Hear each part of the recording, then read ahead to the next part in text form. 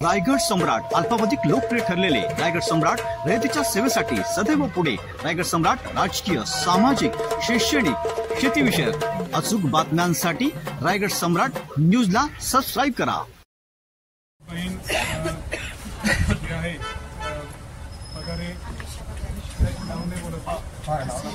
त्याच्यासोबत जे त्यांच्या शेजाऱ्यांना जे भांडणाचा प्रकार झाला, नंतर त्यांचा विनयभंग करण्यात आला, त्यानंतर त्यांचे कपडे फाडले, मारहाण झाली, ड्रमने मारहाण झाली। त्याविषयी आपण दिनांक 28 तारखेला संध्याकाळी आरोपी विरोधात एकूण 8 आरोपी आहेत त्याच्यामध्ये त्यांना मारहाण करणारे, तर त्या आरोपींविरोधात आपण 28 तारखेलाच विनयभंगाचा, मारहाणीचा आणि जातीवाचक शिवीगाळीचा म्हणजे ॲट्रॉसिटीचा असा आपण संध्याकाळी गुन्हा दाखल केलेला आहे। त्या गुन्ह्याचा तपास स्वतः मी करत आहे। त्याला मी त्या संदर्भाने घटनास्थळ पंचनामा केला, काही वस्तू पण जप्त केल्या, आणखी फिर्यादीला जे काय सांगायचं ते आपण त्याचं स्टेटमेंट पण रेकॉर्ड करणार आहोत नवीन।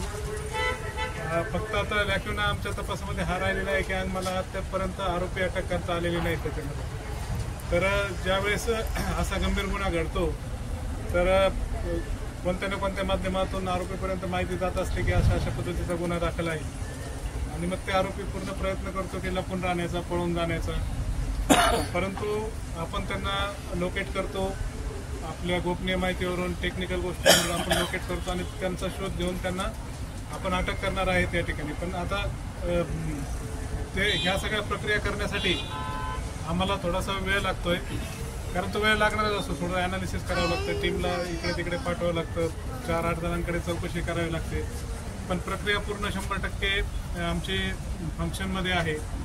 सगळे आमचे घटक कामाला लागलेले आहेत, त्याच्यामध्ये पोलीस स्टेशन आहे, नंतर पोलीस स्टेशनने आमच्या रजाने साहेबांनी 4 टीम तयार केलेल्या आहेत, त्या 4 टीम आरोपींचा शोध घेत आहेत।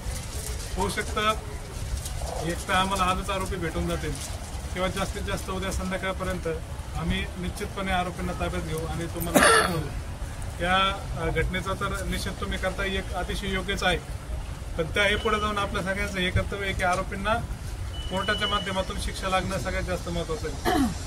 तर त्या दृष्टिकोनातून जितके जास्तीत जास्त सबळ पुरावे तेवढे सबळ पुरावे गोळा करण्याचा आपण प्रयत्न करतोय।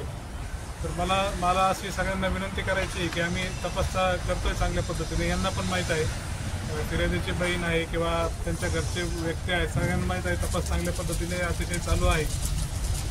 तर आरोपी मिळेपर्यंत, आरोपी आमच्या ताब्यात येईपर्यंत तुम्ही सगळ्यांनी कृपया आम्हाला सहकार्य करावे असं मी तुम्हाला विनंती करतो। आणि या बाबतीत देखील अशी पुढं कुठलीही घटना घडणार नाही। जे पीडित कुटुंब आहे त्यांना या पुढे कुठलाही त्रास होणार नाही, त्यासाठी आम्ही तिथं एक पोलीस संरक्षण गार्ड पण ठेवणार आहोत त्यांच्या घराच्या तिथं। त्यामुळे त्या बाबतीतही सर्वांनी निश्चिंत राहावं असं मी तुम्हाला कळवतो। आणि आपण सर्वजण या ठिकाणी आला, आम्हाला निवेदन पण देणार आहात, त्याबद्दल आपल्या सर्वांचं मी धन्यवाद व्यक्त करतो। तुम्ही सगळेजण इतक्या शांततेने आलात आणि शांततेने आमचं सगळं ऐकून घेतलं। फक्त आता थोडंसं 1-2 दिवस आम्हाला सहकार्य करा अशी मी अपेक्षा व्यक्त करतो।